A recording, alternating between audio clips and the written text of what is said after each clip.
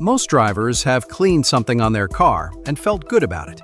Washed the exterior, wiped down the engine bay, maybe even pulled a part out, gave it a quick spray, and put it back in. And for most parts, that's fine. But there is one sensor, small, easy to overlook, sitting right in your exhaust system, where that same instinct can cost you hundreds of dollars before you even realize something went wrong. I've been working on vehicles for over 20 years, and the drivers I see make these mistakes aren't beginners. They're men who've been behind the wheel for 30, 40 years. Guys who change their own oil, know their car inside and out, and take pride in keeping it running right. They just never got accurate information about this one part, because most of what's out there online, in old shop manuals passed down from father to son, is flat out wrong. We're talking about the oxygen sensor. And when it fails because of improper cleaning, the damage doesn't stop there. Bad fuel mixture stresses the catalytic converter. Replacing that alone can run $1,500 to $3,000. All from a cleaning mistake that took less than 5 minutes. Stay until the end, because the last one includes a simple test, takes 60 seconds, costs nothing if you already own a basic multimeter, and most mechanics won't bring it up unless you ask. Let's start with number 7. Number 7. Soaking the oxygen sensor in gasoline. You've seen it online, maybe someone in a forum swore by it. The idea sounds reasonable enough. Gasoline dissolves carbon. Carbon builds up on the sensor, so why not let it soak overnight and burn the buildup away? Here's what actually happens. The tip of an oxygen sensor isn't just bare metal. It's coated with a thin layer of protective material, ceramic on the inside, a fine metallic mesh on the outside, designed to read the exact ratio of oxygen in your exhaust. When you submerge that tip in gasoline, the fuel doesn't just clean the surface, it soaks into the porous ceramic element underneath. Once that happens, the sensor can no longer tell your engine how much oxygen is passing through.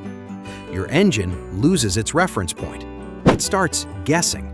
And when an engine guesses at fuel mixture, you feel it. Rough idle at a stoplight, worse mileage on the highway, the check engine light coming on a few days later, right after you thought you'd fixed the problem. There is no liquid you can soak an oxygen sensor in and get it back to working condition. That includes gasoline, water, vinegar, and anything else you might have read about. If the tip looks glazed, dark, or oily, replace it. If there's only light, dry soot on the outer housing, wipe it gently with a clean cloth and leave the tip alone. Some drivers skip the soak and go straight for the spray can instead. That mistake is next. Number 6. Spraying brake cleaner or carburetor cleaner on the sensor tip. Most garages have a can of this sitting on the shelf.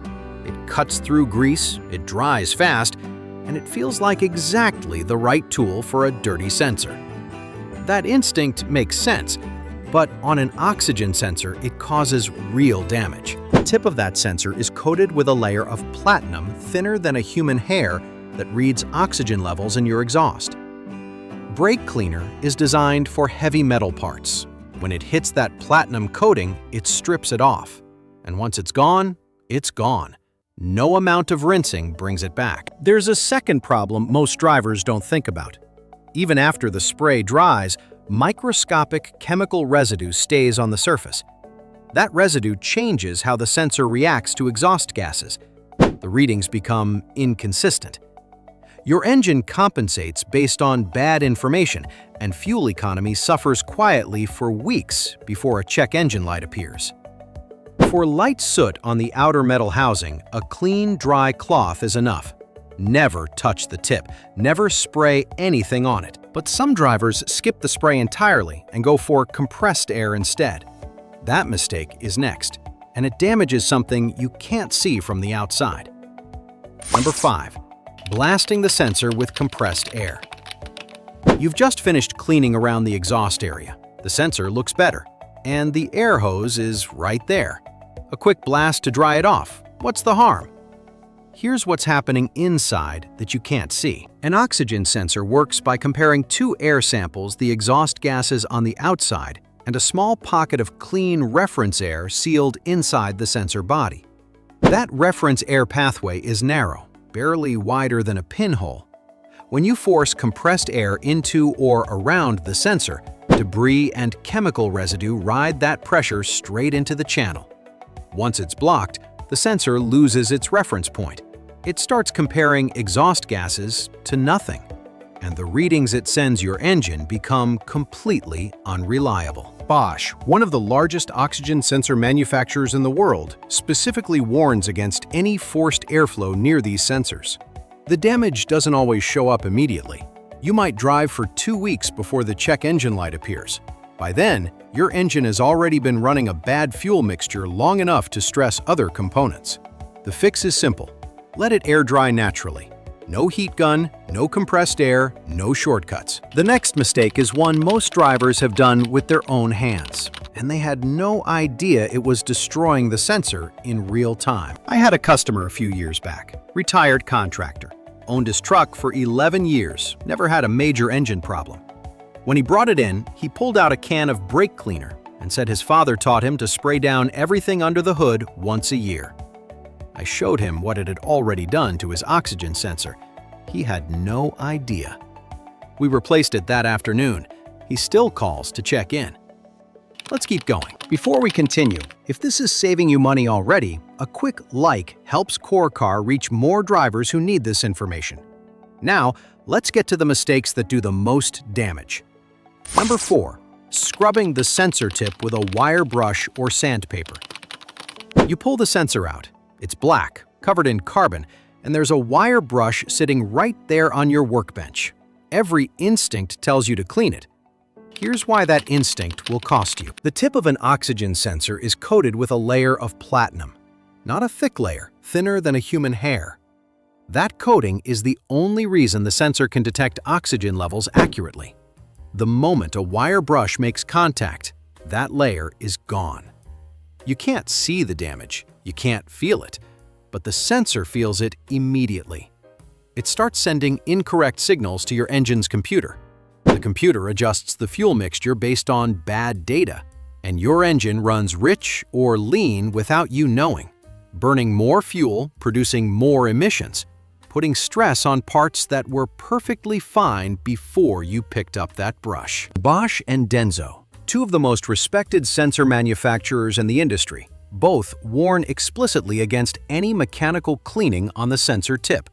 They compare the surface to delicate glass. One pass is enough to ruin it. For light soot on the outer metal shield, only use a soft microfiber cloth. Never touch the tip. Never. There's one more mistake that surprises almost everyone, and it starts with something most drivers have in their garage right now. Number 3. Spraying WD-40 or silicone-based products near the sensor. You're lubricating a squeaky bolt near the exhaust. The spray goes on, feels like routine maintenance. But the oxygen sensor is inches away, and it just got hit with something that will quietly ruin it over the next few weeks. WD-40 and silicone sprays release fine vapors when they hit a hot surface. Those vapors don't just evaporate, they settle on the sensor's internal surfaces and coat the element responsible for reading oxygen levels. Mechanics call this sensor poisoning. The sensor doesn't fail immediately. It slows down. The readings become sluggish. Your engine compensates by adjusting the fuel mixture, and it gets it wrong every single time. What makes this worse is the downstream effect. Those same silicone vapors travel through the exhaust system and coat the catalytic converter. A contaminated converter can't clean exhaust gases properly. Replacing one runs anywhere from $800 to $2,000 depending on your vehicle. Keep all sprays, lubricants, and sealants completely away from the sensor tip and electrical connector. If a gasket or sealant is necessary, nearby, the label must say "Sensor Safe." The next mistake happens after you've already bought a brand new sensor, and it's the reason many of them fail within the first year.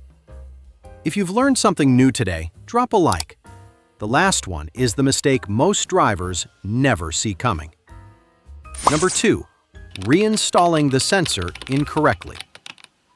You've done the research, you bought a quality sensor, you're 90% of the way there, And that's exactly when most drivers make a mistake that cuts the new sensor's life in half. The most common error is over-tightening. The sensor housing is designed to seal itself under normal torque somewhere between 30 and 35 foot-pounds. When you go beyond that, the heat from the exhaust causes the metal to expand unevenly. That expansion puts pressure on the ceramic element inside. It cracks, and a cracked sensor gives you the same bad readings as a worn-out one. The second error is wire routing. Oxygen sensor wires run close to the exhaust system. If they rest against a hot pipe or a moving component, the insulation burns through within weeks. The sensor stops communicating with the engine computer entirely. And if you used a universal fit sensor to save money, the wiring resistance may not match your vehicle's specifications. Your engine computer receives the wrong signal from day one. Use a torque wrench. Route the wires clear of heat. Always match the sensor to your specific vehicle year and model. Now, the one mistake that makes everything else on this list look minor. Number 1. Trying to clean a sensor that was never going to survive cleaning in the first place. Everything we've covered so far assumes the sensor can still be saved. A gentler approach, the right cloth, the right technique. But there's a version of this problem that no cleaning method, no matter how careful, can fix. And it's the version most drivers are actually dealing with when they pull that sensor out. Oxygen sensors fail from the inside out. The heater element, a small coil that brings the sensor up to operating temperature, burns out after years of heat cycling. The ceramic core gets saturated with oil or fuel residue that is soaked in over tens of thousands of miles. The sensor's response time slows down so gradually that you don't notice it until the engine is already compensating with the wrong fuel mixture every single time you start the car. You cannot wipe that away. You cannot soak it out. The damage is structural. And while you're spending time trying to clean it, your engine is running rich or lean, your fuel economy is quietly dropping, and your catalytic converter is absorbing the consequences. The threshold is straightforward. If your sensor is past 60,000 miles, start watching it. Past 100,000 miles, replace it, even if it looks clean on the outside. Use a quality OEM-matched sensor from Bosch, Denso, or NTK. These are built to your vehicle's exact specifications. After installation, clear your fault codes and allow the engine computer 2 to 3 full drive cycles to recalibrate. And here is the 60-second test I promised at the beginning. Take a basic multimeter, $12 at any auto parts store. Set it to resistance mode. Touch the probes to the heater circuit pins on the sensor connector. A healthy sensor reads between 3 and 30 ohms depending on the model. Out of that range, the heater is failing. The sensor looks fine, but it's feeding your engine bad data from the moment you turn the key. That single test has saved more than one driver I know from replacing parts that had nothing wrong with them because the real problem was a sensor nobody thought to check. How many of these were you already doing? Drop a comment below. I read every single one, and some of your answers might end up in a future Core Car video. If this kept even one bad sensor from turning into a $2,000 repair, subscribing to Core Car is worth 30 seconds of your time. Every video we make is built around one goal, keeping more money in your pocket and your car on the road longer. But before you go, there's one more thing most drivers get completely wrong. Core Car's next video covers the fuel myths that are quietly costing you money at every single fill-up. It's right here. Don't miss it.